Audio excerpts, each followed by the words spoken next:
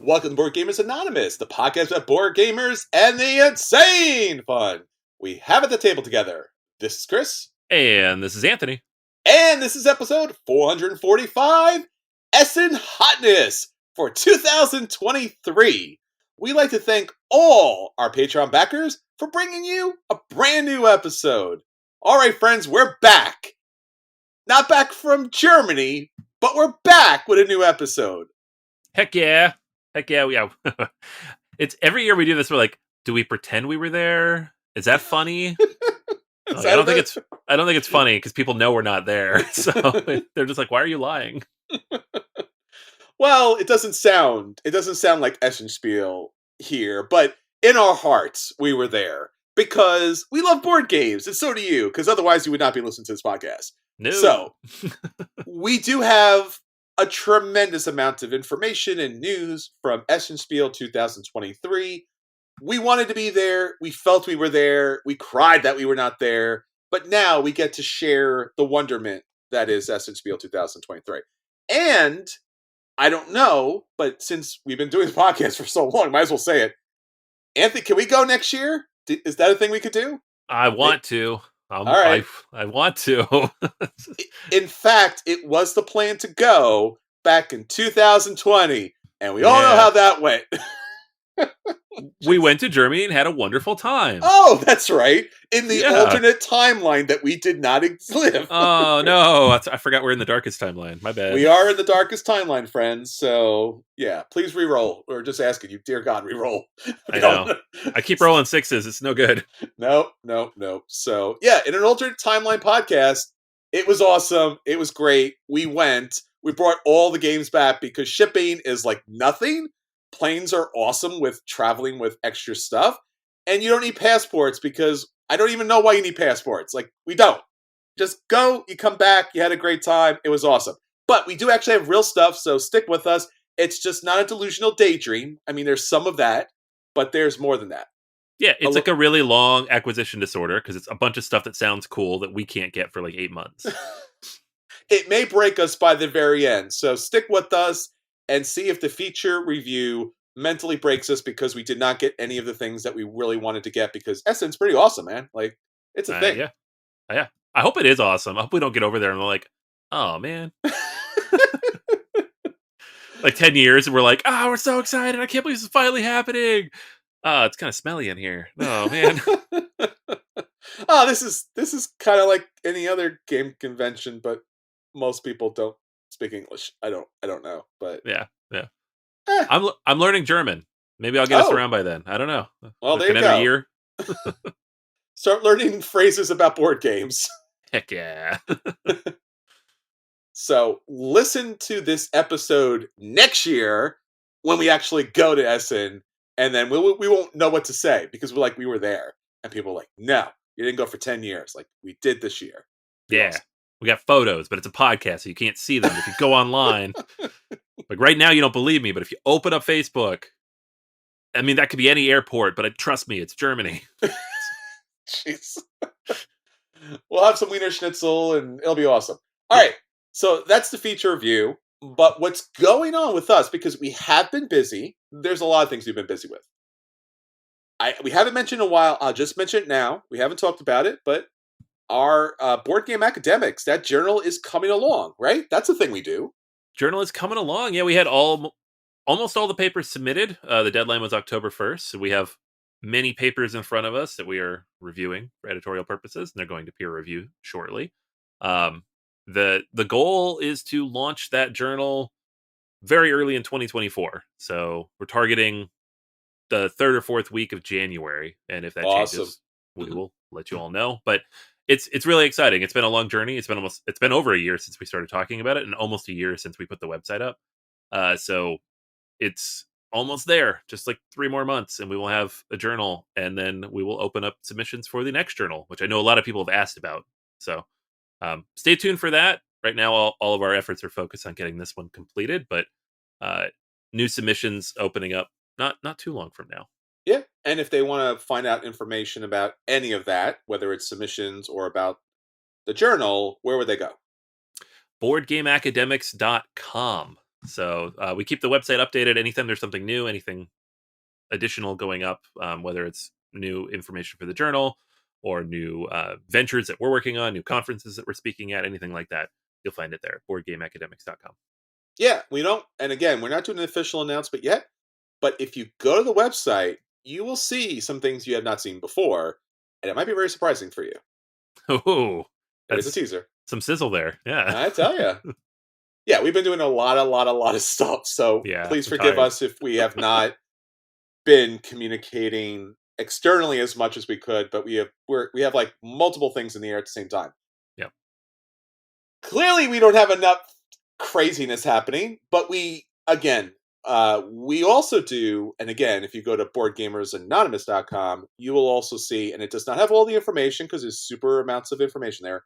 We do charity events all the time because our mission, and hopefully at the end of every episode, if you get there, we talk about we save everyone a space at the table. And we sincerely mean that. So much so that we're always trying to reach out to new groups, bring new gamers to the table, because inevitably, even in the most selfish way possible, you'll get to play more games because there'll be more people into tabletop gaming. And that's amazing. And then there's obviously everything else that's great about it. But again, that's board game academics to talk about that. But from Board Gamers Anonymous point of view, get more people to the table. So we got a charity event. We talked about it. We're talking a little bit more about it because we got a little bit of updates. Tabletop Charity Game Day, November 4th is a Saturday.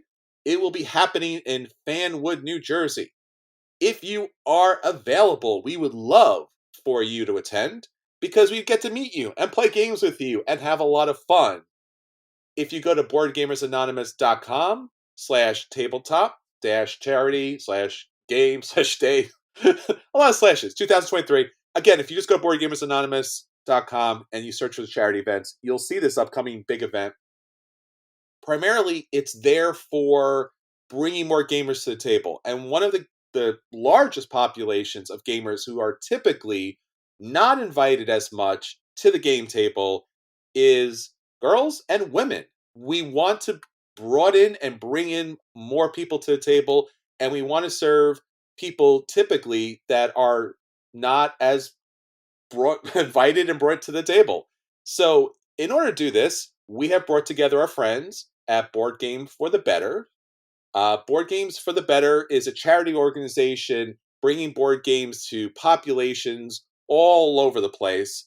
And we're also working with the Girl Scouts. And in particular, we're raising money for Troop 6000. This is a Girl Scout troop that's made up of girls throughout New York City that are in homeless shelters, transitional houses, uh, Girl Scouts that are doing amazing things, and we want to bring board games to them, and also local board games to the community, especially local Girl Scout troops that will be helping us out with the event. So, if you would love to play some games, awesome, great event for you. If you'd like to buy some games, trade some games, sell some games, great event for you. If you'd like to meet all of these wonderful young women that we're going to bring into board gaming, excellent. And again, it supports a wonderful cause and our friends out there, all the girls, all the women that we love and appreciate and want to get to the table. So check out our website. If you're not able to attend, there's an opportunity to donate on the website. You'll find the link from our friends at Board Games for the Better. If you'd like to pre-register for entrance, it's $10 donation, $20 if you want the table to sell your games, and all the money goes to charity. We don't keep a penny of it. We want to serve, we want to be of service. And again, thank you all so very much, especially our Patreon backers, for helping us make these things possible. All right, so that's what's going on with us. Anthony, look, we also do more stuff. We do Patreon stuff because our Patreon backers give us money so that we could do more stuff like academic journals and charity events and podcasts. And we want to give back a little bit more. So, what cool stuff are we doing for them this week? Yeah, so head on over to patreon.com/BGA. And as usual, if you're at the $5 tier or higher, you can listen to our bonus episodes. This past week, I did the most recent edition of my top 100, going through games 80 through 71. And this coming week, Chris, you're going to have another kick in the habit for us, right? Woo. Okay. Yeah, we're going to talk about the hottest stuff out there on crowdfunding and just have a general frank discussion of whether or not you should back and our first impressions of it. It's not paid. It's there for all the people out there. And we talk about the Dirty Dozen, the latest dozen games out there each and every week. But we do a review on Tuesdays on that. Awesome. Yeah. So that's the bonus content.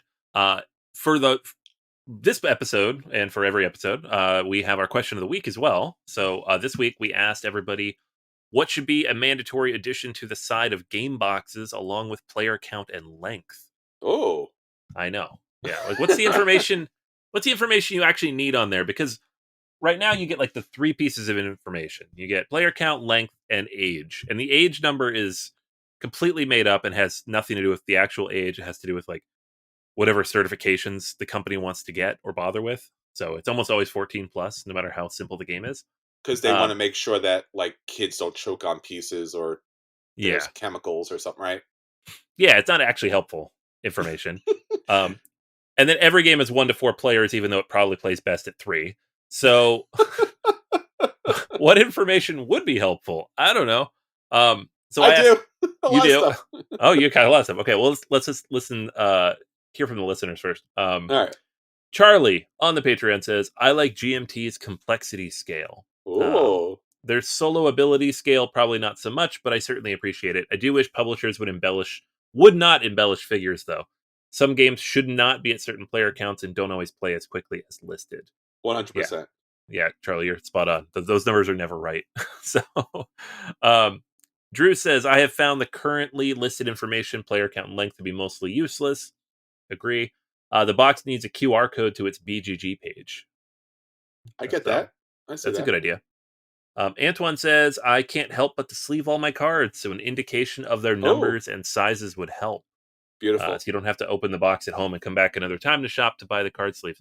Yeah, like Fantasy Flight did that for a while when they sold their own sleeves. I don't know if they still do or not. Fantasy Flight also used to give a proof of purchase, I know, like thing in their game. I was like, am I collecting these for like this miracle day that like they were gonna be like, hey Chris, do you have like 20 of these? I'm like, yeah, I do. And they're like, now you get this magical game that it's unpublished, but you could have it because you got the 20. No, that never happened. That was never a thing. Yeah. They never did anything with that. Yeah, it's pretty funny. I always forget about those unless I like go out and buy an old Fantasy Flight game because they don't do it anymore. But like back in the day, you're like, oh, look at that. What's that for? All right, so a couple more answers over on the Discord. We got Control Shift Hum says piece size, quantity, and accurate color representation of each distinct piece. Nice. So just knowing what should be in the box. If this is not in the rules, and some games don't have it, they'll just have like a list, like just like a written list of everything that's supposed to be there. If there's not a picture of what you're supposed to have, that drives me crazy. Yes. If I'm cataloging stuff or like I come back to a game 3 years later and I'm like, oh, did I lose a piece? I have no idea. I have no idea if I lost a piece. And the rules are mentioning like this, decoy card, and there's 15 types of cards. Which one is the decoy card? I don't know. There's no picture of it. So yeah, that'd be great. Please do that. Ryan says complexity rating out of 5 with a word or two to describe its rating. So even simpler than the GMT scale, which I think is out of 10. Very easy, moderate, challenging, very complex. I think Cosmos does this. They have their little dots on the back. Sure. Like complexity and luck. Yellow did that recently with Korra, where it was like right. It was like advanced gameplay, advanced game. I was like, no, expert. It was expert. Remember, it was expert on there. And we were like Korra's expert. Come on. I was like, come on. GMT is going to come over there and take your lunch money. Yeah, I love Lookout Games does this, and they have like, the advanced and the expert for like all the Rosenberg games, and it feels random because they're all about the same weight, and they're like, this one's advanced and this one's expert. That's right. They're the same, but this one just has more pieces in the box. It's not harder. Was it Hallertau or something? Like Hallertau's expert, yeah, expert, and I was just like, compared to what? Like, is he really taking this to the next level? Spoiler, nope. It's about the same weight of any of his other kind of heavy games. It's not anything different. Yeah.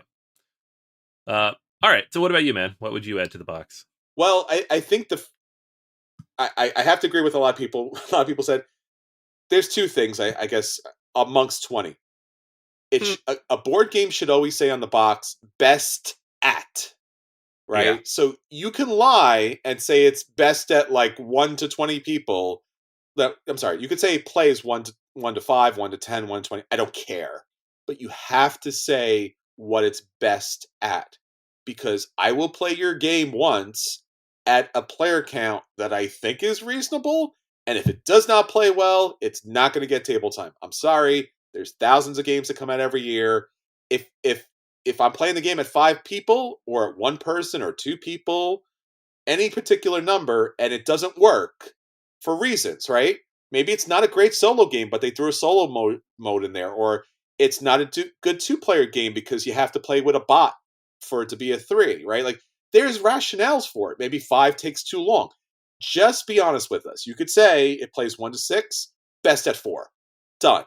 So I know when I'm picking up the game, like, I know exactly the number that I need to play for it to be best. Don't rely on Board Game Geek to be the the factor to let me know what it's best at, because you're going to have a bad time. Don't do that. The other piece of information, because again, they love giving time and the time is never accurate. One bit of time that they could give as a metric is the setup and the breakdown time. Oh my gosh, that'd be great. So I would really appreciate that, because I'm going to a game night with a game, and if I have to set it up, it could take 5 minutes, it could take 30 minutes. And it's just like, I need to know how to kind of arrange my game night around that. Because, it does happen. Because no one thinks about setup and breakdown time for games. There really is always setup and breakdown time for games. Yeah. So those two pieces, I think, are key. Everything else is obviously necessary. So, yeah. 100%. I'm 100% on board with you. Yeah, I'm going to talk about a game later today that takes like 45 minutes to an hour to set up. Like, I know that now, but buying it, I'm like, that might have been useful information to have. And again, it's not to hurt the game, not to hurt the company, but if you could be clear with people, we can arrange a situation that's beneficial for the game to play as successful as possible. When you pick up groceries and you see the label, it says it gives you a best buy date. It doesn't mean the food spoils on that date, but it means that the maximum best flavor is by that date, and then eventually it slowly diminishes. So you don't have to throw out that can if it says best buy, right? But Right. it's best by that date. So if you want the maximum value and experience, best buy. So if you want the maximum value and experience, best player count. Setup and breakdown time. I know how long it's going to play. And again, the general time each player is just kind of weird. That's just not a thing. I'm sorry. Yeah. That's not a thing. I'm with you, man. 100%. All right. Well, thanks everybody for wrote in. We'll just start pestering all the companies and let them know what our demands are, what needs to be on the back of the boxes moving forward. Mm-hmm. For our Patreon backers, again, every couple weeks we give out a prize to our best answer. So Charlie, this week you are a winner. I'll reach out to you. You get the prize list. You get to pick something from that, and then I'll get that out in the mail to you in the next week or two. Excellent. Thank you, everybody. And again, if you'd like to hit us up, we are on every social media possible as they slowly dwindle down into the social media war. Right now, Facebook is still the best because Twitter's kind of been consumed and no longer called Twitter. Yeah. You'll notice we don't really post to, I guess X is what it's supposed to be called now. Because it's the 90s, man. Everything's named X. So cool. It's extreme. You can tell when a Gen Xer becomes a billionaire. Yeah, there's a lot of reasons why. We don't have to get into that, but we're on Facebook. Check us out there. Instagram sometimes too. Yeah, sounds good. All right. So friends, hit us up, rate, review. That really does make a big difference. Any support is appreciated, no matter what type of support you can provide. Share the podcast with a friend. Share great reviews. Tell publishers where you heard about their great games. All right, Anthony. So that's everything that's going on with our friends out there. Let's talk about the stuff that we want to talk about. Our acquisition disorders for this week. Oh, yeah. All right. So I'm going to run through this briefly, but honestly, the whole feature this week is like an acquisition disorder. So there's 100%. A bunch of stuff. Like all the things. My acquisition disorder is the city of Essen, Germany. So yeah, I just want to be there. But but this one looked cool. It's called The Rats of Wistar. I'm not sure. But it's a new Simone Luciani game with Danilo Sabia from Cranio Creations. I'm butchering all of this. You can tell it's late.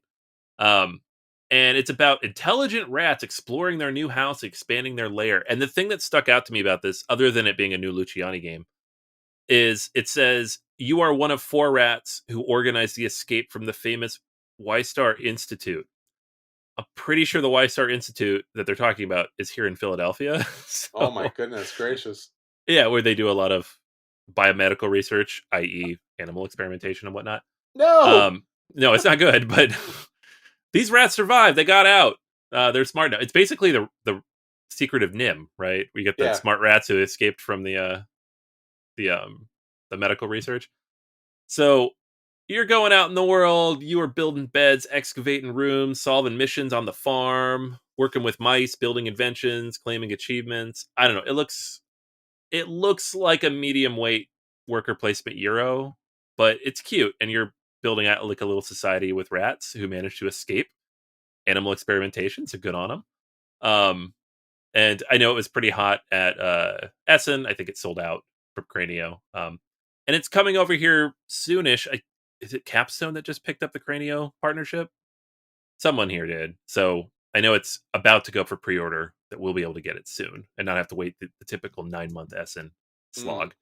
So the Rats of Wistar, it's messing with me. I don't know how to say it. Um, you got super intelligent rats. It's cute. It's colorful. It secret of Nim energy into it. I like it. Looking forward to it. Yeah, I like it too. I think this is, again, without going into the Essen stuff. I mean, it's kind of horrifying that's an actual theme because that actually really does happen. Yep. But yeah, this looks innovative, new, different, fun, and yet really approachable, and has like a really unique artistic look to it. So this is an instant back for me. Yeah. All right. Well, I don't know if you know this, Anthony. We talked about this a while back, and I don't know. I think everyone knows about this part. Like, did you know those board game tables that you could buy? Did you know? Yeah. Yeah, a little bit. So, yeah. So there's board game tables you could buy if you've ever been to a board game convention. A lot of booths are just tables, and it's kind of weird. I mean, it makes sense, of course, but also it's kind of weird that you walk into a board game convention and it looks like you're at IKEA, just like random like rooms full of just tables and stuff like that. So the big kind, like there are giant, gorgeous, outrageous, like tables with cranks and like steampunk looking tables, and it's just always been amazing. I look at them and I'm like, these are amazing. And I sit down at them and they're like, sir, could you leave? Because we're trying to sell this table. And I'm like, you hurt my feelings. I thought I had a moment. And they're like, no, no, no, you got to go. So over the years, cannot afford the giant, fancy, beautiful, No. wonderful table. Uh, Always want the beautiful, wonderful, fancy table. But weirdly enough, because board games kind of were super successful on Kickstarter, tables, board game specific tables are on Kickstarters. So if you have not played with the big fancy ones, they're just giant wood tables that have like, I don't know, I don't think indentation is the right word, but like a depth to them, like a lower level to the table, so that you can put your arms on the railing and not interact or mess with the table in front of you. Some have cup holders, some have like dice trays and a lot of other fancy stuff, and they're really great tables. And of course, you can use them as a table. Like a lot of them comes with like a table that you could put like an actual wood planks you could put on top to hide your game underneath. These are great because you could actually keep your game set up, put the tabletop back on, and then live a normal life, more or less, instead of having games just randomly set up and visible to everyone around you. What I've done, which I know is kind of crazy, is folding tables. Shocker, right? Until we get that big sponsorship with the game table, there happens to be yet again another giant game table advancement. It's Gamefold, the first folding table designed for gaming. So, what is it? Well, it's on Kickstarter. It's a folding table, your typical plastic and metal table with the folding legs that folds in on itself. But this time, it actually has a top that has that indentation, so it has that railing and that extra depth to it, so you could put your board game lower than your arms and hands, and it's sized appropriately for a game table. So, Gamefold table is up currently on Kickstarter, and nothing radically revolutionary about this, other than the fact that it actually has the game topper connected to the folding table. Game topper being its own separate company thing, where you buy a game topper and you throw it on a table. You can fold this up. You could throw this in your car. You could bring this to a game night or a meetup somewhere, and it has a lot of options that you can add to it. So you can hold phones. You could have drink holders. It has a neoprene mat, so you get to change the color of the actual brown kind of wood table, and then you can actually link up multiple tables to create a larger and larger side. If you're interested, it's $250, and again, there's updates and there's extras you can buy. And if you want two tables, it's $900. And honestly, the reason why I'm talking about this is because way back on April 1st, the company Folded Space, which is known for their kind of like foam cardboard inserts that you could, cut up and arrange for games, had this April Fool's joke that they made a game table. And everyone had a good laugh about it. I thought it was a super great idea because they're already good at making inserts. Well, it turns out they're making game tables. It's not out yet. It will be out eventually, where you could purchase one of their tables. I think they're looking at like 150, but again, there's not a lot of details yet, other than it's going to be almost identical kind of table setup, and you could possibly purchase that. So it's a real table. Folding tables with game topping kind of experience and utility is now a big thing. So not just the big fancy wood tables anymore. Great. I would love to. I got a very nice table for my wife for my birthday, but at the same time, I would love to have this specifically because I don't want to replace that table. And it's Sure. not a game table, but it's just like a nice big space, big slab. Um, but having something to take with me, that'd be fantastic. Yeah. Because the cruddy little card table I have now is not good. So It's a great idea, and currently they've already raised over $1 million. So people seem to believe it's a good idea too. So check out this one, check out the next one, check out any version of them. But I think it's good to know that there are other alternatives out there other than the $3,000 to $5,000 range for the big fancy wood tables. sure. All right. Well, that's what we want to get to the table, or literally the table itself. Anthony, let's talk about the games that we hit the table, and I'll let people know if those games are a buy and they should round pick those games up. Those games are a play and they should sit down and enjoy them at some sort of folded table. If those games are a dodge and they should fold that table up and run. Or if those games are a dreaded burn and they don't even deserve to be on that kind of folded table, so just burn them. It's fine. What'd you play this week? I played some good stuff. No What? burning. I No, know. man. That's awesome. Yeah. Yeah, I love good games. Um, all right, so the first thing I want to talk about is the game I've been talking about for the last 2 weeks. And you know what? If any game deserves a 3 week review, it's Voidfall. Because it took me 3 weeks to learn it fully. So I'm finally ready to talk about it in full. So Voidfall is just upfront. It's a buy. I'm happy I bought it. It was well worth backing. It's a very good game. And I've already talked on here at length about how it was very difficult to set up. And I don't think it would be faster to set up now that I know where everything goes. Maybe a little bit, half an hour, maybe. It's a long setup. It takes a long time to break down. It's also a problem. Um, they have this weird thing where they've broken down. There's these 14 different houses, and you organize the cards in the game. The technologies are organized by houses. But every game you play, you have to pull out certain houses and certain technologies, which means you have to take apart all 14 of these trays to find everything. I threw the trays away because I think that's terrible. I don't have an insert now for those cards. I just put them in a plastic bag because it was the 3 times I played it, and I hadn't even broken it down yet. It took unnecessarily long to find the cards I wanted. I'm like, why am I doing this? This is unnecessary. Like, cool, it all fits in the box, but this is poor design decision. Stuff like that's annoying, but that's just what happens with a big, sprawling, overly complex game that should have been edited a little bit more. Mm. The gameplay, however, is very fun. And there's two things I should cover here. One is they say it's a 4X game, right? They call it a 4X for Euro enthusiasts.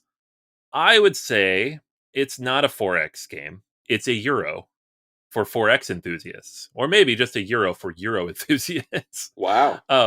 It's calling it a 4X, I think, is not going to help it much. I think people who come in, and if you look at the reviews on Board Game Geek, the ones that are negative tend to be something to the effect of, this is not a 4X game. It doesn't remind me anything of Twilight Imperium or Eclipse or Forbidden Stars. I'm like, yeah, no, it wouldn't, because it's not that type of game. But their marketing kind of makes it sound like that kind of game, which, that's on them. I don't know. I don't know if they care, but like, I think that's a bad comparison. Like, think more like On Mars, or like, I mean, Anachrony, right? Like the big sci-fi epic Euro games. It's more like that, and it is very heavy and it is very complex. But ultimately, at the end of the day, the rule set, when you drill down into it, is not that complicated. You have 3 rounds, or 3 cycles, I guess I call it. And then within each cycle, you have an event card that has a certain number of rounds attached to it. So the most recent game I played, which was a solo game, ended up having 16 total rounds in the game, which is 16 actions cards that I could play, that have actions that I would take with it. It seems very long. Like, that's another big part of it. Like, I've played this kind of multi-handed and solo. So, playing it alone against like the crisis board that it comes with, that takes like an hour and a half-ish, hour and a half solo. Like, so I can see why people are saying don't play this at 4. I haven't done it, but I don't know if I want to. Very, very long. But the overall flow and the intuitiveness of the rules, once you finally wrap your head around all the different iconography, is really, really solid. So I've enjoyed it. When I first set it up, I was like, this is a lot. I don't know if I'm going to get through it. But I knew that if I put it away, I would just never take it back off the shelf. It would sit there for a year or two, and then I would get mad and sell it. So I'm like, no, I'm going to get through this. I'm going to figure it out. I'm going to learn it. It took me a whole week, but I did it. And then having played it like the 3-4 times now since then, I'm like, okay, I get it. I get why this is so good. It's just such a big barrier, right? I talk about how the Lacerda games don't come off the shelf very often, because I have to relearn the rules every time. This is going to fall into that boat too, and it concerns me a little bit, because I feel like if I fully forget the rules of this game, like if I don't play it for 6 to 9 months or something, I don't know that I'm going to want to go back through that entire process of relearning it. So I'm going to try to play it fairly often, because I do like it. But that box is huge. So getting it out of the house, getting it out to play with other people, that's definitely going to be a barrier to entry. So I don't know that, having talked about this 3 weeks now, I don't know that this review needs me to go through the rules, because there's a very good gaming rules video from Paul Grogan out there you can go check out. But the couple things I will mention are the hand of cards that you get, which is fairly consistent, is intuitive. The actions match up well with the things that you're doing.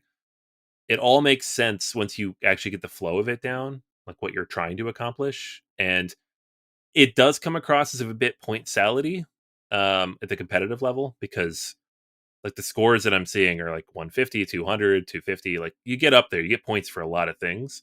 But the challenge element of it, if you play cooperative or you play solo, is very interesting, because then they layer in this crisis board where you're drawing a card with every action that someone takes, like every round of actions that people take. And that card is going to have some condition on it that lets you clear it. So something that you need to accomplish. Sometimes it's expending something. Sometimes it's just having accomplished or done a thing. So you always have these little mini micro challenges, and you might have a bunch of them, because if you don't complete that card, it goes onto this board. And when it goes onto the board as an ongoing crisis, it makes combat worse with the Voidfallen, or Voidborn, sorry, and it makes your expenses worse when you have to I don't remember exactly what it's called, but you feed your people or whatever. Like you have to pay upkeep. Um, so it makes both of those things worse for you if you don't complete them. So at any given point, you have like these agendas you're trying to keep track of. You have the round event or the cycle event you're trying to keep track of. Then you have the crisis board you're trying to keep track of. All these things you're trying to accomplish all at once. And you have to maintain in your head, like, okay, what's the most efficient way to puzzle through? And I need to take out that rift in the next 2 rounds so I can get rid of that card. But if I do that too early, then I'm not going to be able to get enough food to manage my upkeep. Maybe if I pick up some coins and I get to increase my coin, like each turn you take could take theoretically 10, 15 minutes as you puzzle through all this, which is why it's a great solo game, right? It reminds me a little bit, not in gameplay, but just in terms of how my brain is working, of Mage Knight, because each round I'm thinking like, what is the most efficient way to do all the different things I'm trying to do with the limited actions I have in front of me, and that's the vibe I get from Mage Knight. But this is in space, so different. Uh, and I honestly, again, I haven't played this with like 2 other people. Again, I don't want to play with 3, but I don't know what that combat element looks like. It's all deterministic, so you're not rolling dice. There's no chance you're going to win if you go into combat. You're either going to win or you're going to lose. So you're only going to go into combat if it really makes sense for you, if you've built up the forces to make sure you don't lose. So I don't know that, like, again, 4X is a bit of a misnomer, but the cooperative solo element of it, working with that crisis board, kind of managing all those things, keeping track of like the dozen different things that are out there. If you like that kind of stuff, uh, it does it all so well. If you get overwhelmed with having a lot of tracking in front of you, like a game that's like keep track of these 14 things and try to complete all these different puzzles, um, this is that on steroids. So, and that's not saying like, oh, if you don't like heavy games, or if you do, it's a certain type of heavy game. It's like Arkwright is a heavy game, but the tracking on that is relatively minimal. It's all about the economic engine. This is just like keep track of all this stuff and try to maximize the efficiency of the actions that you take to complete that stuff, which I really like. So, Voidfall's a buy. I'll keep playing it. I'll probably stop talking about it here unless we do get it to the table, like with a big group of people. We'll update y'all. But it's hard to find right now.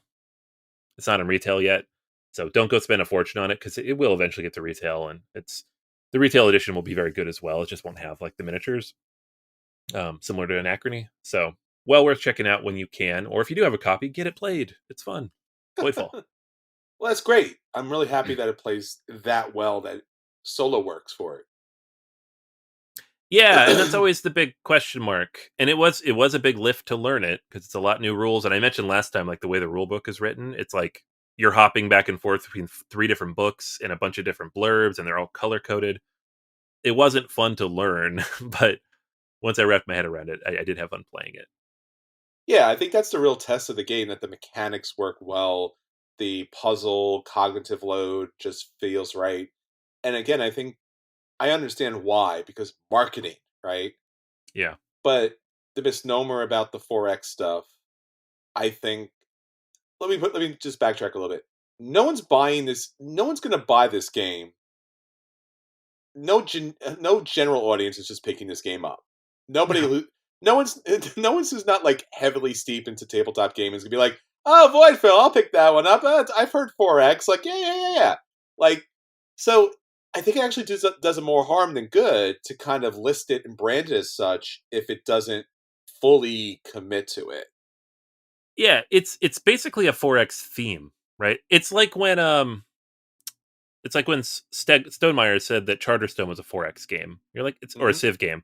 Like, it's not really. It's just that theme. It's a puzzle game that uses the civilization theme. And if you pitch it like that, you're like, oh, okay, I can see that. That's not too bad. But calling this like a straight 4X game, I'm like, well, just in the pantheon of 4X games, it doesn't compare at all. It's cube pushing, right? To a certain degree. It's a Sure. Euro game, a really good Euro game. But if you don't like Euro games and you like combat and a little bit of luck and like the sprawling nature and exploration of a 4X game, like this isn't that. You're not even exploring. The map is already set when you start the game. Like there is no exploration. So And um even the combat to be so deterministic, I don't even know yeah. if it really should be given that credit to say that, like, that's one of the X's. Like, I get it, but also like we've played a lot of Civ games where the deterministic battling is just like, all right, I guess you could do that, but like you Yeah. could also call it cultural capture or hegemony or some other random thing. Like, why is it war? Like, what's if you're not like engaging in combat, like with cards and dice rolling? I don't know. You're just pushing somebody out because reasons. Yeah. Yeah, and that's what this is. So I can see why some people are very disappointed. I get it. I'm not, because honestly, it's rare that I like a 4X game. When I like one, if it's good, I love it. Like Eclipse and Twilight Imperium are among my favorite games of all time. Sure. But there's a lot of other ones where I'm like, I don't love the combat, so whatever. But yeah, this is great. The other game I wanted to talk about really briefly, and it's a game that we haven't fully reviewed yet, and I'm not going to like give a big long spiel on it. It is a complex game, but it's also not like reinventing anything here. And that's Age of Innovation, and specifically the solo version of the game. So Age of Innovation is the third edition or version of Terra Mystica. It is basically Terra Mystica. You have like the fantasy kind of elements to it, but now there's technology and inventions and like that kind of element is pushing forward, right? So the game, you still have kind of a static board like Terra Mystica. It's not modular like Gaia Project, and you still have like that cult track, which I think they call the technology track now, but it's the same type of thing where you put a guy down and you move up the track. So it didn't really change those two elements the way Gaia Project did, but what it did change is it added in these innovation tiles. Um, that allow you to kind of change your gameplay if you collect enough books, which is a new resource in the game. You can buy one of those, and they're pretty powerful. And then you also have like a completely modular, like asymmetrical setup now. So you don't have like the 14 factions that are all very different and not super balanced. You have a modular setup where you will pick the terrain and you'll pick the faction and you'll kind of combine them um, along with whatever resources that come with that. And then so you mix and match, right? So it's not just like the witches are always in the forest. Like, well, the witches can be wherever. It depends on how you match them up. Um, I don't even remember if there's witches in this game, but you get the idea. And then each of those factions has their own special power, you know. So that's the major changes, and there's a few other small tweaks throughout the game. The other cool thing that they did that I kind of wanted to talk about more is they added the Automa, which they did eventually add to Terra Mystica with a separate expansion, but it is like tacked on. This is built in, where you have the Automa deck, similar to the Gaia Project deck. It's the same setup, where you have the two cards with the support on the right that tells you where and how to do things, and the actions on the left, and multiple different difficulty levels that you can kind of scale up. And they have their own deck of possible factions that they can use. There's like 15 of them, and some of them are in the game, and some of them are just things made up for the solo. Uh, and they break the game in really interesting ways. So I've had a lot of fun with that. Um, I love this system in general. I like Terra Mystica. I like Gaia Project a little bit more than that. And I think I like Age of Innovation in the middle. So Oh, middle. uh, it's a better game than Terra Mystica. I like it better than that because it streamlines a lot of things and it smooths over some rough edges, and the solo is baked in a way that's really interesting. And I really like the innovation tiles. But I'm just the Gaia Project technology track. I really like that, and they didn't really take that here. It doesn't really make sense in this theme, so I don't know why they would take it here, but they didn't. So I still enjoy that bit more, and it also has the Automa baked in. But this is a very, very good take on Terra Mystica. And what I would say is, if you maybe played Terra Mystica and you're like, these are the issues that I have, I want to try something different, branch in those directions and choose, do you still want the fantasy steampunkish type theme, or do you want the space theme, right? Because I think in terms of quality they're about even. They just kind of tackle it in slightly different ways. So it's still a buy, but I give all three of these a buy. That's just like my tiered list where like Gaia Project's like a 9.5, this would be a 9, and Terra Mystica is like an 8.5. Whoa. And yeah, the Automa is fantastic, and it's a very fun way to play these games. It's good in Terra Mystica too, but again, it's kind of tacked on, and because they had to work around the system as it was. So good stuff. Well worth picking up. It's fun. I look forward to playing it with more people. Excellent. I love hearing that because that was the one that I was really looking forward to because Terra Mystica I've always kind of somewhat liked, but I always felt like I should like it more. Like Mm. this should be the game that I love, and so many people love it, and it's so in depth. I mean, you go on Board Game Geek and you see all the threads where it's like, if you're playing this race, this is your opening moves, and this is the percentages of this, that, and the other. It's like very chess kind of thoughtful. And I was just like, I don't know. I played so much too. And then obviously Space. Space is awesome. And Space is awesome when the tracks actually do a thing.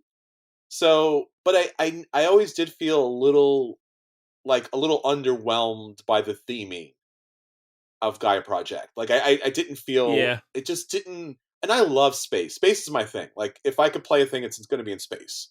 But it just didn't land that theme here. So Age of Innovation, Age of Innovation. Yeah. Yeah, I think that's the consensus. Like this is because this even does some things better than Gaia Project in different ways. I just like the space theming a little bit better on my end. same. Like, and they have made some tweaks that are good, like the cult track, which is now the tech track. It has things higher up on the track that are worth going for. Whereas in Terra Mystica, once you reach a certain point, you're like, okay, I'm at the top, right? It's more of a race. I But did a now thing. there's like income. Like you get high enough, you get income from the different tracks, and each track has the key that's a little bit lower. So the keys you get from obviously leveling up. There's neutral buildings that you can get from some of the technologies in the game, so you can grow your city faster and more efficiently. Sure. It's cool stuff. The board's not modular, but there's a 3-player side. You can flip the board over, so it's a little bit smaller. So overall, very interesting Age of Innovation. I think you'll like it. I don't know. I'm really We'll looking play it. forward to it. And again, the other thing too, and this is a minor gripe, but it was a gripe from way back when. I hated the fact that it had like uh Terra Mystica had like the generic wooden pieces that looked like they were from Catan. Oh, it still does. So Well, don't they look a little different. They have some different pieces, which is yeah, I nice. mean, they're slightly different. Yeah, like the little house thing. It's a workshop, and on the Yeah, very edge of it, you can see what looks kind of like a chimney. yeah. So I appreciate that because a game should be its own thing. That's all I'm Yeah, saying. yeah. Excellent. All right. Yeah, because before it was like, oh, the palace is like a weird cube-like shape, and the other thing is a weird shape, and which one's which? I'm not sure, but they're just blocks. But now it actually Yeah, has a little that's definition true. to The it. palace does now look like a palace. It's not just a big cube. Yeah, yeah, no, and again, like I've played a lot of abstract games. I'm not against the abstract nature of board games, but this gives a little more definition. So I really do. I can I can feel myself more thematically in place here. So bravo, love it, excellent.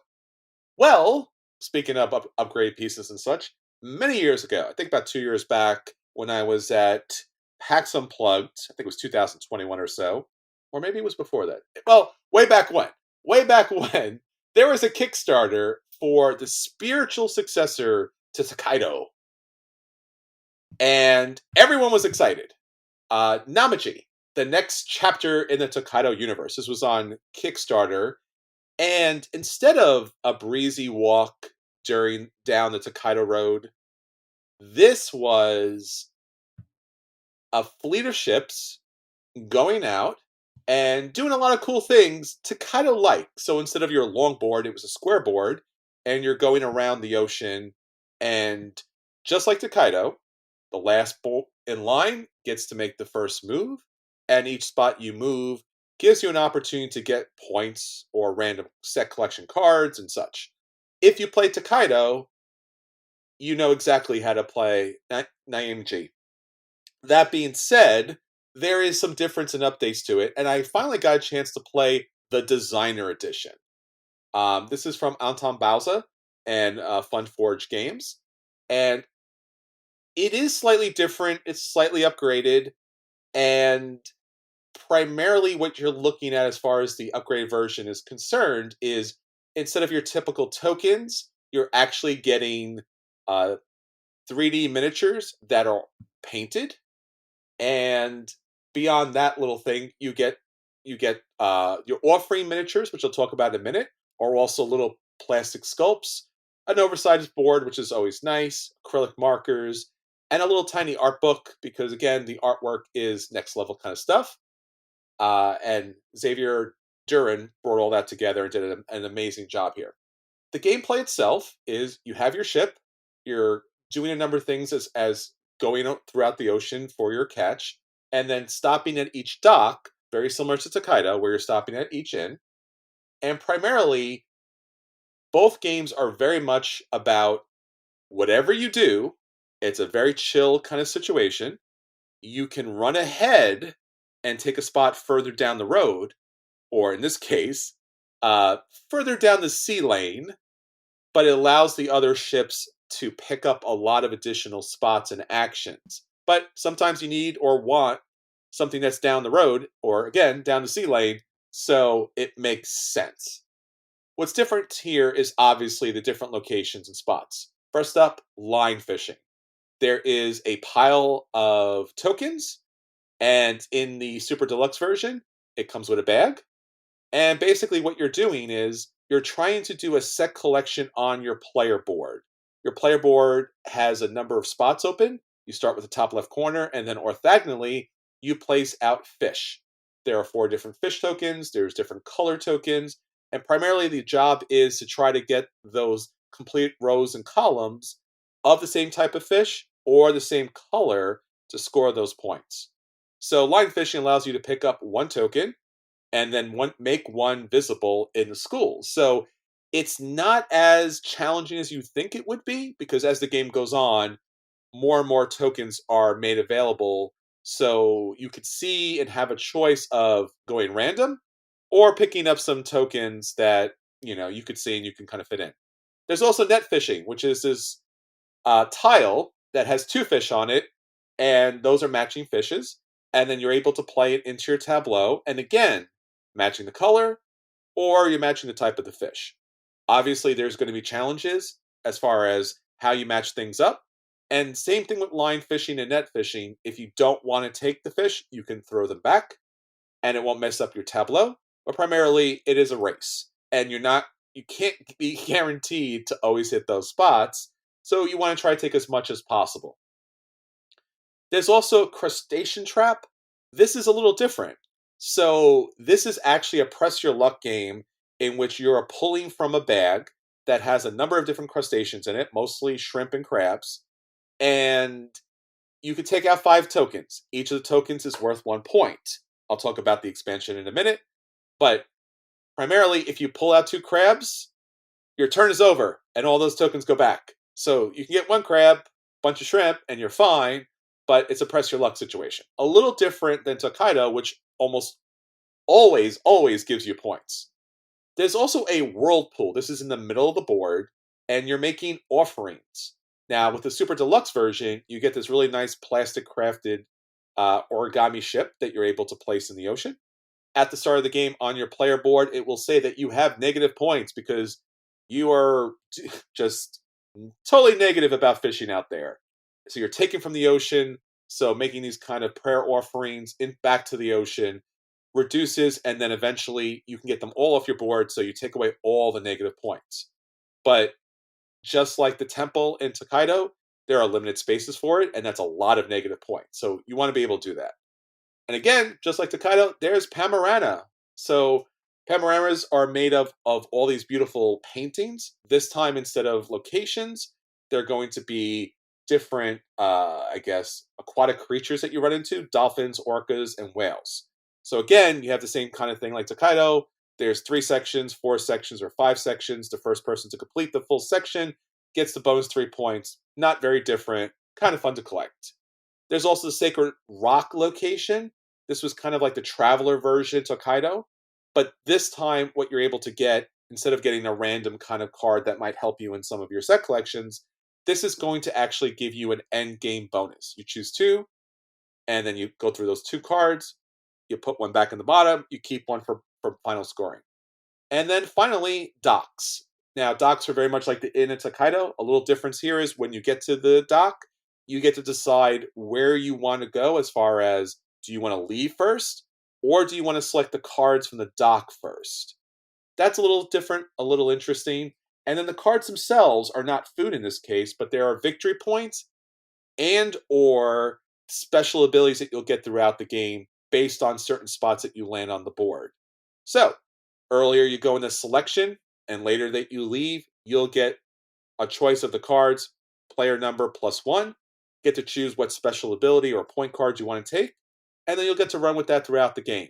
That was really nice. Nice to get a bonus, really individualized your particular ship as far as that's going. And then eventually you get to the final dock, which is once around the whole board. And then the first person there gets the highest points, and then down the line gets less and less points. So there is a rationale to get to that final dock. And generally, it's a lot of fun. So as you're navigating the Japanese archipelago and you're visiting all the different areas, you're getting a lot of points from a lot of different areas. Uh, the deluxe version's nice because the painted ships are nice. A little hard sometimes to make out the difference between the yellow and brown ship, but still very nice. The offering minis are cute. The oversized board is nice. Scoring markers are fine. The art book is fine. Again, you don't need the deluxe version unless you really love the ships. Now, the expansion that comes with the deluxe version is Aquamarine. In this expansion, you are going to get a new center offering board. So before, you put your little offerings in this kind of whirlpool, it does nothing. This time, every other space gives you a minor bonus.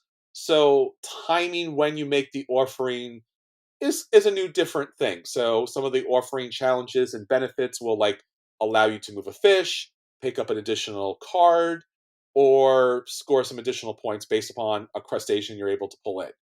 In addition to that, there's new crustaceans that go into the bag. So some shrimp that allow you to score up to 5 points, some rocks that score 0 points, and so forth and so on. There's also rainbow fish. There are 2 of each type of fish that are rainbow colored, which means they match with any color possible. And then there's some additional bonus cards and such. It's weird to like the expansion is not much of an expansion, but it's somewhat kind of essential because adding to the crustacean bag just allows you to have a lot more fun because there's different stuff in it versus like good, good, good, bad, bad.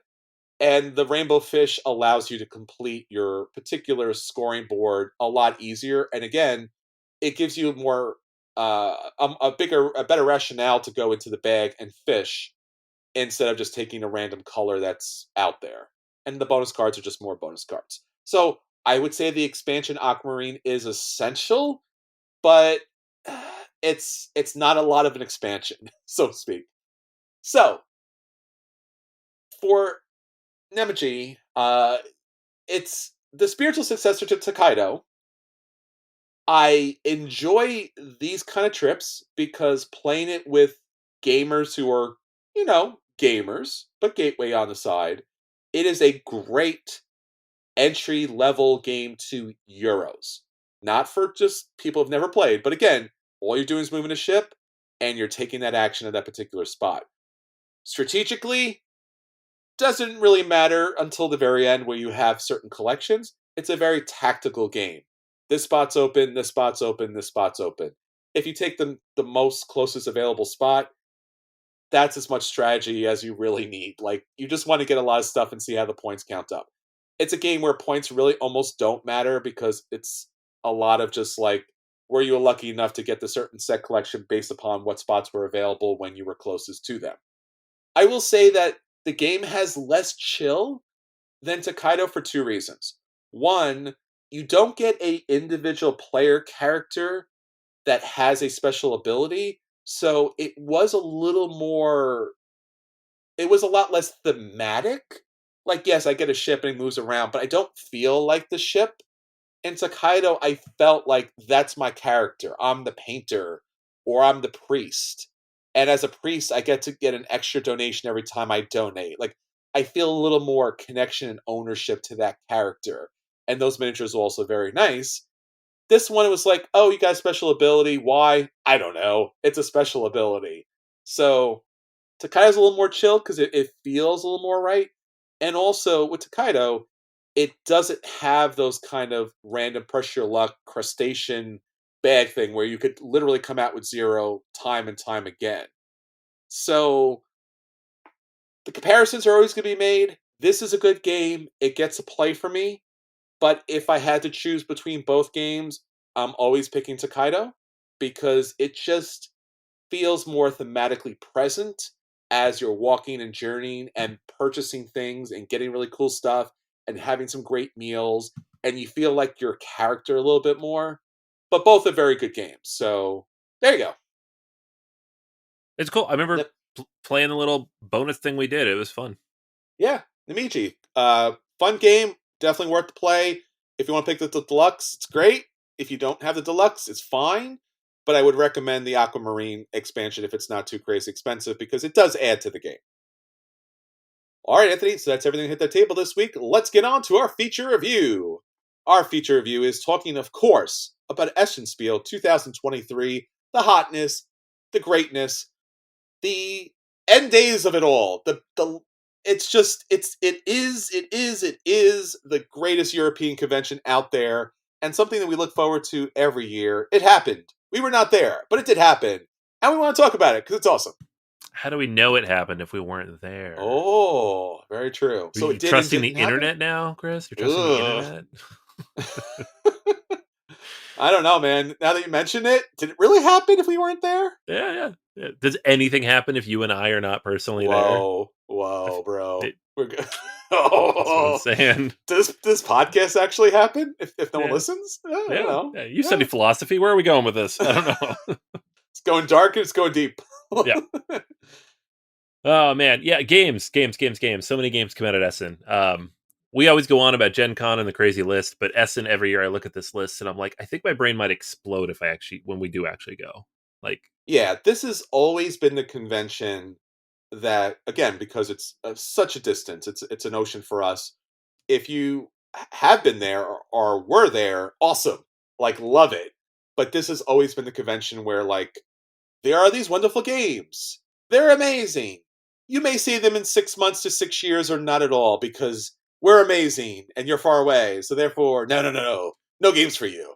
And we used to live and die based on like the random person who would come back from Essen, or in that random case, PAX Unplugged would have some of those Essen releases to play, but not released in the US. So yeah.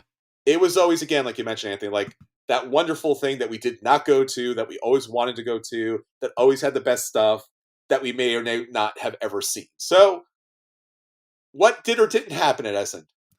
Yeah. What did or did not happen? I don't know. It's crazy. We weren't there. No.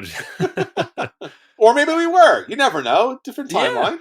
We could Yeah. have been there in a different timeline. So the thing about Essen, like any show, but especially Essen, is that it's about game sales, right? It's not like Gen Con is a whole big sprawling event. There's all stuff going on. There's people cosplaying, and there's events and contests and all sorts of stuff.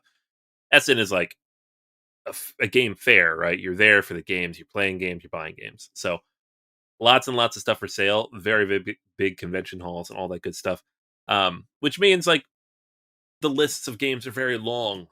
That's why we haven't, we're not going to go through the whole list because the preview list on Board Game Geek is 1,233 games. Aw, come on, It's man. it's so much. It's like people say like, oh yeah, a couple thousand games come out every year, and you're like, okay, yeah, but like you don't visualize that until you're like skimming through this list, and there's like 85 pages of Sure. games or whatever it is. So it's a lot. What we do know is that a bunch of stuff sold out, which doesn't mean that those What? games were the hotness, because it might be they just didn't bring enough. But Aw. some of these, we're assessing the pulse, and a lot of people were talking about them. Um, I know several people were talking about that I saw that I hadn't necessarily heard about before is Coffee Rush. Uh-huh. This one it's from Korea Board Games Company. It sold out pretty quickly. And I think a lot of the games that were imported from like other countries outside of Europe did sell out pretty quickly. They just didn't have a lot of copies. But this is one that I Sure. saw several people were upset about. One of the games that sold out at Gen Con that we didn't get a chance to try out was World Wonders, also sold out immediately, like day one at Yeah. Essen. Still waiting to get my hands on this. I don't know if I'll like it or not, just because I didn't love Brazil Imperial, but it's polyominoes and civ building, and I dig that. So we'll see. Other games that sold out quickly. Rebel Princess sold out on Thursday at Essen. This is a game from publisher Zombie Paella, Ooh, little card game. nice. Nuts A Go Go. It's a fun little title. This one also looks like it came out of Japan, but you got like little wooden nut pieces that you're playing with. It's a set collection game. Nikosu Dice is a game I have played in the past. It's a like dice based trick taking game. It's very good, but it's very hard to find outside of Japan. So that's one that they only had a few copies of, sold out pretty quickly. Sky Team, they had 300 copies a day. They sold out of all of that very fast. And that's another one that we saw at Gen Con that was like just flying off. People were super psyched about. We should mention Lorcana was there as well, but also just sold out immediately every day. Did anyone take a pallet home with them by chance? Not that we're aware of, but we'll see. Nobody wearing a certain game publisher shirt just randomly show up? Yeah, right. It's crazy. Like, I'm seeing some people, like, they're talking about, like, the cost of buying. It actually makes no sense financially to buy a box of Lorcana at the markups that they're going for. You could just go buy the cards you want individually, and it'd be cheaper than buying packs and opening them. Because there's so much out. They've printed a lot, but there's so many scalpers that it's such a weird market right now. It always was going to be, because you have Disney adults involved in this. Yeah. So it's off the hook. Yeah, it's weird and gross, but it is what it is. Next up, we had Veil of Eternity. This is a cute looking game from Mandu Games. So it's like an engine building game with all these beautiful creatures. And it's designed by Eric Hong, who has worked on only a couple other small games, but it's coming from Renegade here in the US soon. They just announced that. So that's good. But I know that was a popular one that sold out very quickly. The bunch of other games, and some of these I haven't heard of. We have Nekojima. This is one that came from Unfriendly Games. It's like I don't know if that's dexterity. Yeah, like dexterity. You're building power poles. Yes, like with a lot on of an island. Yeah, looks interesting. I don't know. Far Away is another game here from Catch Up Games. I like the look of this one a lot. Yeah, no, it's got a really interesting aesthetic to it. Like it's not like at first glance, it's not entirely clear like what's going on here, but it's like these different like animals or spirits kind of dressed up. In this like tableau builder, which is always fun. You're splaying stuff and you're tableau building, so that's always good. Yeah. Penguin Airlines. Yeah. Gotta love penguins flying planes, right? Very cute. Like it. You say Penguin Airlines though, and I'm thinking like penguins on planes, and it looks like, I mean, it does look like penguins on planes, but then you have these big sprawling boards that I'm not sure if it's like a real time flying a plane thing. What is this? They're doing the best they can, man. They're not known for their flying. Okay. Right. We got Tequila from Detestable Games, in which you are making tequila. So it looks like a roll and write. Okay. Yeah. Senjutsu Battle for Japan. Nice. Yeah. This isn't Lucky Duck Games did this, right? I can't remember. Like I feel like this was on Kickstarter, right? Mm-hmm. So what we're seeing here is kind of a finally hitting the market type of thing rather than a brand new game. Sure. Rats of Wistar. I mentioned that earlier. That's kind of how I heard about it. Is it was announced for the con and it sold out immediately, and then I'm like, well, now I want it because that's how FOMO works. So yay me! Now I got to find this stupid game. Forest Shuffle from Lookout Games. Beautiful artwork, little fox in the forest type of look to it. Looks very pretty. Card game. We have Bonsai, which we did also see at Gen Con. Also sold out immediately from DV Games. Yes. Yeah, it's a pretty game about cutting up some bonsai trees. Sea Salt and Paper. That one, you played this, right? You reviewed this not too long ago. Yeah, I played this. And I will also, for my Sea Salt and Paper fans out there, on Board Game Arena, and I have the visual proof of this, I got 4 mermaids and won the game. No one else understands what that means, but no, I'm The just kind of staring at the screen. I'm like, cool. Yeah, like it's a really cool kind of game. And then there's like this one radical kind of version of the way of a victory where you have to collect four of these same type of card and you just automatically win the game. And I did it, and like on Board Game Geek, they track like statistics, and like 0.0002% of people have done it. And I was like, I did a thing. But again, it's drafting cards, so random cards. So I want to take credit for it, but I'd like to thank the random deck that gave me the four cards. So Nice. yeah, Yes. Random but cards for the win. yeah, Yeah, you can't I be want to try good, that. be lucky. That's pretty much it. Yeah, well, any card game, right? Yeah. All right. So other stuff that sold out, just a couple things here. We got Footprints about leading your Stone Age clan to the mountains before the Atlantis flooded. This one Oh, sold out pretty quickly there. all right. So we will or not ever see that game again. Right. The White Castle. We talked about this not too long ago. It's the new one from Ira C and Shay S, Hmm. who made Red Cathedral and that Bullet Train game that you and I both liked. Very much. So very pretty, like kind of um, feudal Japan type of game. Nice. So and they make these wonderful like smaller box, chunky but like 90-minute euros, like in Lopiano style, which I love. And then when we jump down to Board and Dice, they had a new game that they were releasing, Nucleum. Yes. And I don't know if that's sold out or not. It's not on the sold out list, but I know that was like their big hot thing. It was at the grand opening. And I'm excited for it. I don't know when our copies are on their way, but definitely want to play that. They also had some copies of Barcelona there, which originally released at Gen Con, but they only had a few copies left for Essen, and it sold out pretty quickly. Uh, this is one that's on our to review list here in the next few weeks as well. Very cool. Um, Other games that just disappeared. We have Planet Nubo, which I talked about a few weeks ago. This is kind of the what do you call this? Solar punk. Yes. Yes, 100%. you got the big tree. There's sky stuff going on. Looks cool, like, but it's sold out, so no, couldn't buy it. My Island is kind of the My City expansion from Reiner Knizia. So the rules change each time you play it. It's legacy style, but that one sold out as well. Hegemony was difficult to find. They had some copies there, and that's just generally hard to find everywhere. But I know as a Kickstarter game, when they do have those at conventions, people get very excited. The Evacuation was the number one game on the Board Game Geek Hotness. It jumped up Whoa. above Among Cultists, somehow beat it out. Wow. Crazy. This was the new one from Delicious Games of Vladimir Suchi, which I like Suchi's games. The last few years I've been like, yeah, that seems cool. But this one I'm really excited for because I love the idea of like breaking down your engine and then having to rebuild it. That's such a cool idea. It's such a Suchi idea.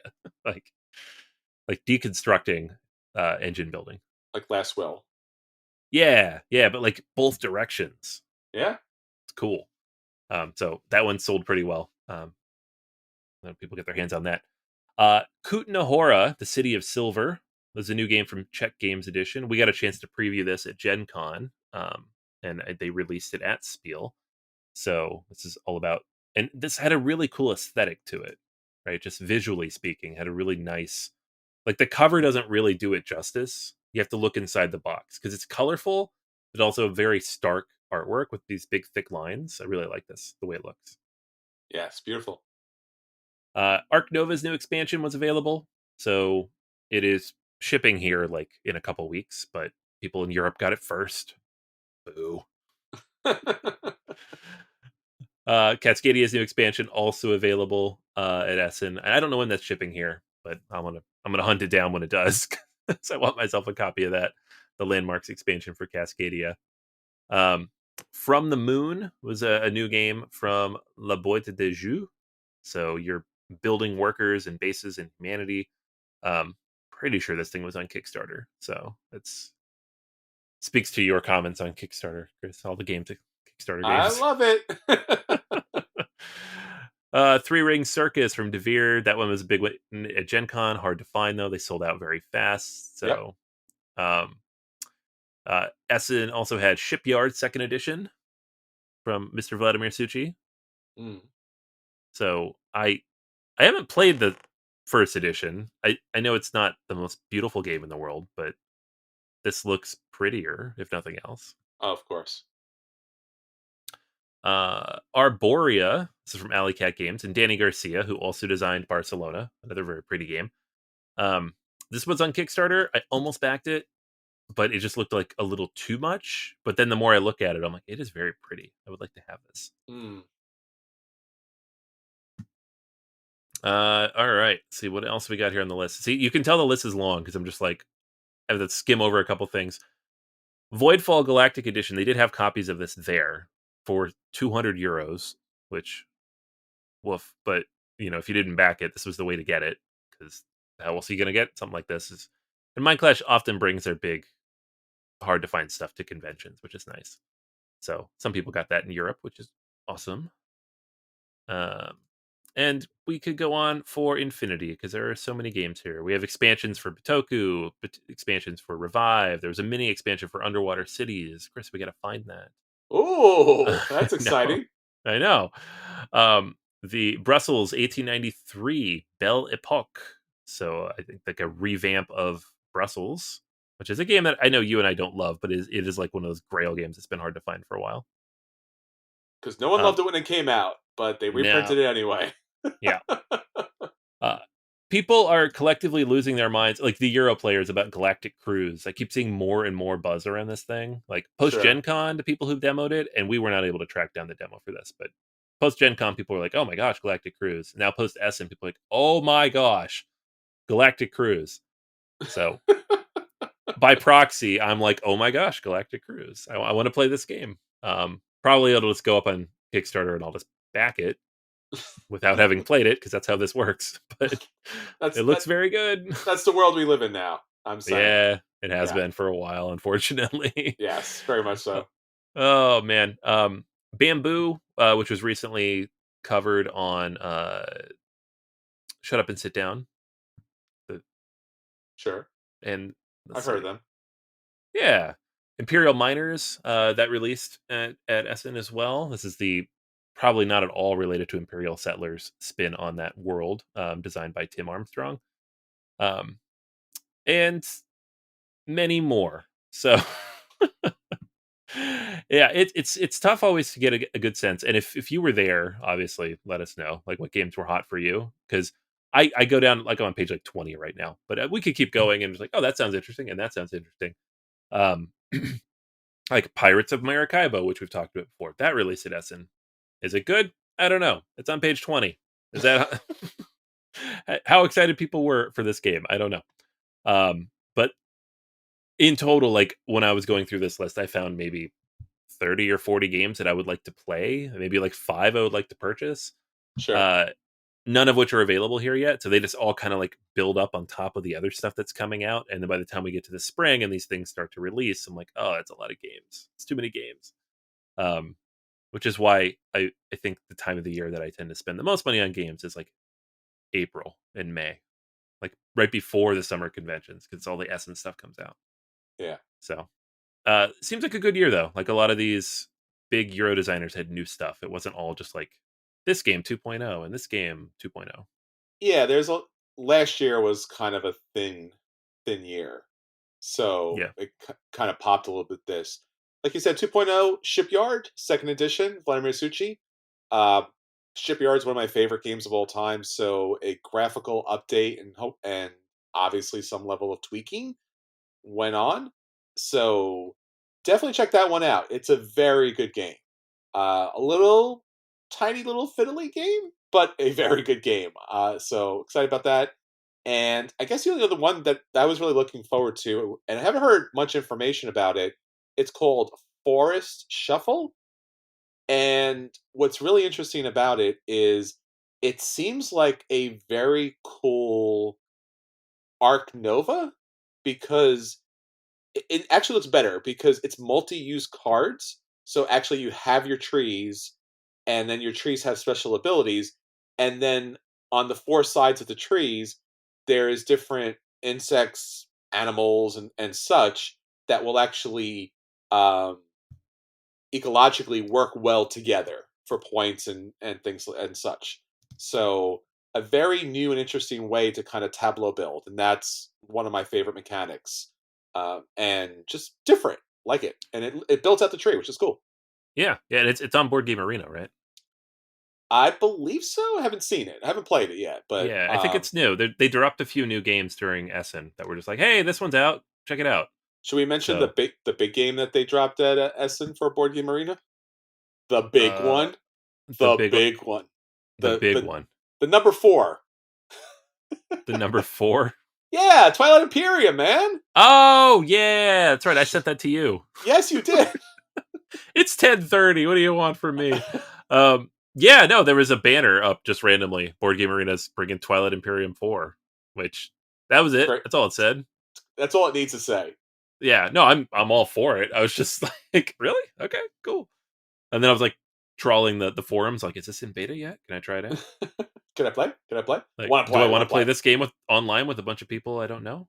Probably not. But yeah, well, Sky Team is out on beta for Board Game Arena, so if you haven't gotten a copy, this is a really good way to play the game. And again, it's great because it's a 2-player game, and you're not supposed to be talking, so that's also a good way to play the game because people cheat, and we all know it. When you're not supposed to communicate toward playing games, and somehow there's communication. So yeah, I don't know. Yeah, like the online versions of what's it called, Hanabi, are very good because you can't cheat. It's not possible. I tell you. So yeah, there fantastic, wonderful collection of games came out at Essen. Obviously, so many have sold out, which again bodes well for the industry. Bodes well for that great games are getting out there. Hopefully, we will see them in the U.S. or not, because that's also the way things happen. But if you have gotten a chance to play them at Essen, or have gotten to get a chance to get to the table, bravo, congratulations, enjoy your wonderful purchases. And again, always hit us up and let us know how great they are, because if they're great, we want to get them to the table so we can tell more people about them. All right, Anthony, so until next time, or until Spiel, Essen Spiel 2024, this is Chris. And this is Anthony. And we'll save you all. I see you at the table. Take care, everyone. Bye. See ya.